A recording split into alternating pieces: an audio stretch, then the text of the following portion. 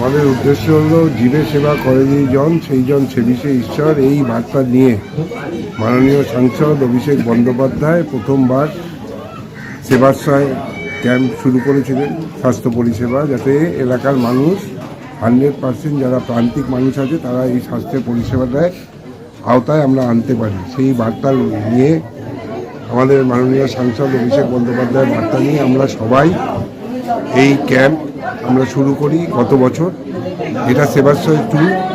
এবারও আমরা সাংসদের বার্তা নিয়ে সেবাশ্রয় ক্যাম্প 2 করছি। আজকে আমাদের মেটিয়াবুরুজ বিধানসভায় 3য় দিন পড়ল।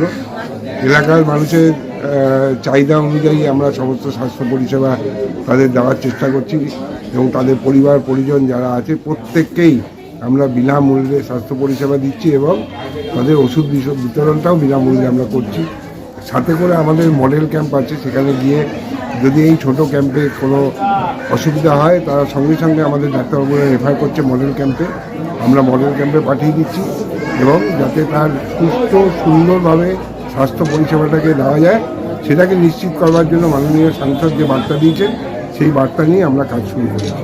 আজকে 3য় দিনে আমাদের প্রায় অ্যাভারেজে 600 মানুষ পরিষেবা পাবেন। আগামী দিন আরও বৃহত্তর মানুষ আমাদের এই ওয়ার্ডে যাতে কোনো মানুষ বাদ না থাকে, যাদের স্বাস্থ্যের অবনতি হয়েছে তারা যেখানে আমরা প্রচার করেছি এখানে আসলেই তারা পুরোপুরি স্বাস্থ্য পরিষেবা এবং বিনামূল্যে ওষুধ পেয়ে যাবে।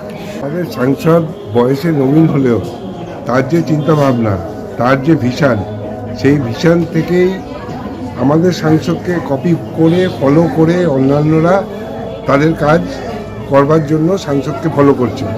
আমাদের গর্ব যে আমাদের সাংসদ বয়সে নবীন হলেও এই সমস্ত পরিষেবার কাজ নিরলসভাবে করবার জন্য যার যে চিন্তাভাবনা সেটা আগামী দিনে ভারতবর্ষের গোটা পার্লামেন্টের সংসদরা ফলো করবে, এটাই আমরা আশা রাখি। অভিষেক বন্দ্যোপাধ্যায় আমাদের সাংসদ, আমাদের প্রাণের সাংসদ। তিনি যে নির্দেশ দেবেন আগামী দিন মানুষকে পরিষেবা দেওয়ার জন্য, আমাদের যে নির্দেশ তিনি দেবেন আমাদের কর্মীরা সেই নির্দেশ অক্ষরে অক্ষরে পালন করবে, এটাই আমাদের 9 নম্বর ওয়ার্ডের বার্তা। আমাদের খেয়ে আমাদের পড়ে, অর্থাৎ তৃণমূলের খেয়ে তৃণমূলের পড়ে আজকে সে তৃণমূলের ঘরে থালা ছেদ করবার চেষ্টা করছে। আমরা তার কথার কোনো গুরুত্ব দিচ্ছি না। আমরা মানুষের সঙ্গে আছি, তৃণমূল দল মামাটি মানুষের দল, আমরা মানুষের সঙ্গে আছি, থাকবো এবং আগামী দিনে মানুষকে সাথে নিয়ে চলব। কে শুভেন্দু অধিকারী, কে কীভাবে মন্তব্য করছে সেটা আমাদের উত্তর দেওয়ার লক্ষ্য না। আমাদের লক্ষ্য মানুষকে পরিষেবা দেওয়া। আমাদের সাংসদরাও আমাদের এই বার্তা দিয়েছেন, সাংসদ নিজেও মানুষের সঙ্গে আছেন। সর্বোপরি মাননীয় মমতা বন্দ্যোপাধ্যায় আমাদেরকে যে নির্দেশ দিচ্ছেন যে মা মাটি মানুষকে সদা সর্বদা তাদের জন্য আমাদের প্রাণ নিবেদিত, আমাদের দল নিবেদিত প্রাণ। আমি সালগার, আমি councillor 9 number ward, chairman in council, Maheshtala municipality head. আমরা এই সেবাশ্রয় প্রকল্প আপনারা আসুন এবং মাননীয় আমাদের সাংসদ অভিষেক বন্দ্যোপাধ্যায়ের সঙ্গে আপনারা থাকুন এবং তিনি যে চিন্তাভাবনা আমাদের জন্য করছেন সারা ভারতবর্ষের মানুষ তাকে দেখে এগিয়ে যাওয়ার চেষ্টা করবে বা অন্যান্য সাংসদরাও তাকে দেখে এগিয়ে যাওয়ার চেষ্টা করবে। এর থেকে বড় উদ্দেশ্য আর নেই। আর্তের সেবা, মানুষের সেবা, এর থেকে আর কোনো ব্রত হতে পারে না যেটা আমাদের সাংসদ নিয়েছেন।